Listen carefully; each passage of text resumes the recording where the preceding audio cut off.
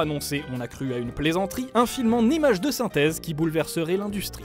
L'histoire d'un ranger de l'espace et d'un cow-boy nommé Woody, deux jouets d'un petit garçon dont ils veulent être le favori. Avec eux, on a frissonné, on a tremblé et on a ri. Avec eux, les studios Pixar ont donc remporté leur pari. Mais savez-vous vraiment tout ce qu'il faut savoir sur ces films qui nous ont emmenés au-delà de l'infini? Mesdames et messieurs, pour vous en assurer, voici 5 anecdotes étonnantes sur Toy Story. Numéro 1, Toy Story a changé l'histoire de l'animation. Ces gars sont des professionnels, ce sont les meilleurs. On est à la fin des années 80 à San Francisco dans les couloirs d'une toute nouvelle petite société récemment rachetée par Steve Jobs à George Lucas qui en avait été le premier propriétaire. Devant des écrans d'ordinateur encore rudimentaires, quelques jeunes employés s'arrachent les cheveux sur un projet mystérieux, une souris dans une main, un crayon dans l'autre. Leur nom, Andrew Stanton, Pete Docter, John Lasseter. Quelques années plus tôt, en découvrant l'incroyable technologie utilisée sur le film Tron, ce dernier avait fait un rêve complètement fou. Utiliser les mêmes techniques informatiques pour créer un film d'animation en images de synthèse. Un rêve qui lui a coûté sa place d'animateur au studio Disney, un rêve qui lui a permis de rencontrer l'ingénieur de génie Ed Catmull, un rêve dont la réalisation est devenue l'objectif principal de la petite société dont nous parlons. Même si elle ne sait pas encore très bien où elle va, elle s'est déjà trouvé un nom très facilement identifiable. Pixar. Les années passent et les artistes de la compagnie se spécialisent dans la fabrication de spots TV, puis de courts-métrages. Après l'abeille d'André et Walibi, la petite lampe de Luxo Junior qui devient la mascotte du studio et le monocycle de Red's Dream, Lasseter, Docter et les autres décident de consacrer leur nouvelle création à des jouets. Ils donnent ainsi naissance à Teen Toy, un court-métrage racontant les mésaventures d'un petit groupe de jouets essayant d'échapper à un bébé destructeur. Au début des années 90, l'objectif principal de Pixar a de quoi faire hausser quelques sourcils. Créer le tout premier long métrage intégralement réalisé en images de synthèse, rien que ça. Ironie du sort, les studios Disney qui avaient remercié John Lasseter quelques années plus tôt décident de miser sur Pixar et de signer un contrat avec eux pour 3 longs métrages. Pour leur premier film, les artistes de Pixar décident donc de reprendre dans les grandes lignes la trame de leur court-métrage Teen Toy et d'élaborer l'histoire d'une rivalité entre deux jouets. Un vieux pantin cow-boy et un ranger de l'espace nouvelle génération. Pour le moment, le projet s'appelle You Are a Toy, tu es un jouet, en référence à la célèbre réplique que Woody balancera à Buzz dans la version définitive.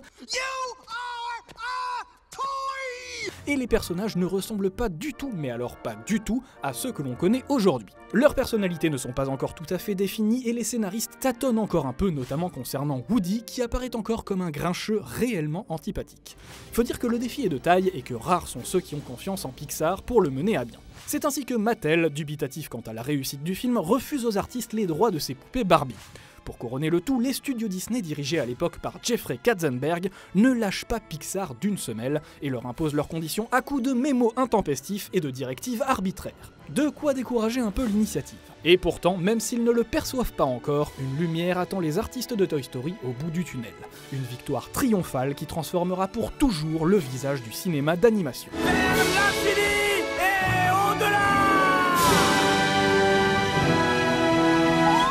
Numéro 2, Buzz l'éclair a sauvé le film. On vous le disait, la réalisation du premier Toy Story n'est vraiment pas une partie de plaisir. Entre les directives de Katzenberg et les échéances à respecter, on n'est même plus vraiment très loin du calvaire. Le gros problème, c'est que les animateurs de Pixar doivent composer avec toutes les instructions qu'on leur envoie constamment et qu'ils ne peuvent pas laisser libre cours à leur talent créatif. Comme on pouvait évidemment s'y attendre, le résultat est catastrophique et l'aventure Toy Story est à 2 doigts de prendre fin lors d'une funeste réunion avec les dirigeants Disney. Très mécontents du résultat, ils s'apprêtent à récupérer le projet et à le confier à leurs propres équipes lorsque les animateurs principaux de Pixar, Lasseter, Ranft, Docter, Stanton et les autres, décident de leur proposer un dernier deal. Une toute dernière chance de convaincre Katzenberg en 2 semaines, pas un jour de plus. Au bout de 2 semaines, ils promettent de revenir avec quelque chose de nouveau. Si le résultat n'est toujours pas convaincant à ce moment-là, Pixar n'aura plus son mot à dire et Disney reprendra la main sur Toy Story. Bon, du coup c'est le branle-bas de combat. Les artistes du studio se réunissent en mode commando, quitte à annuler leurs vacances de Noël, oui pas de bol, ça tombait à ce moment-là, et décident de se donner à fond. Mais plus question de jouer le jeu de Katzenberg. Cette fois, on joue le tout pour le tout, donc on met les directives à la poubelle et on fait les choses façon Pixar. Ça passe ou ça casse. 2 semaines plus tard, l'équipe est de retour chez Disney et projette aux dirigeants du studio une seule et unique séquence d'1 minute à peine. Celle où Buzz se met à voler pour la toute première fois dans la chambre d'Andy. Le résultat est époustouflant, à tel point que Katzenberg décide de laisser les manettes de Toy Story au studio Pixar qui se retrouvent débarrassés de toute contrainte scénaristique et peuvent enfin s'envoler de leurs propres ailes vers l'infini et au-delà. Je peux. Numéro 3, Toy Story 2 a été totalement effacé. Et oui, un peu difficile à imaginer, n'empêche que c'est véridique. Ça se passe en 1999, quelques mois avant la sortie en salle de Toy Story 2, comme nous le racontait le réalisateur Lee Unkrich en interview. Les artistes des studios Pixar sont en train de donner les tout derniers coups de pinceau numérique à leur 3e long métrage d'animation.